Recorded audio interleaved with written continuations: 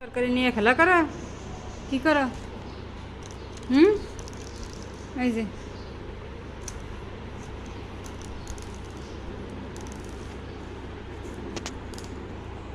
সূর্য, সূর্য নিজের খেলনা বাদ দিয়া তরকারি নিয়ে খেলা করো। আইসো না, আইসো না, তরকারি ধরো না, ধরো না।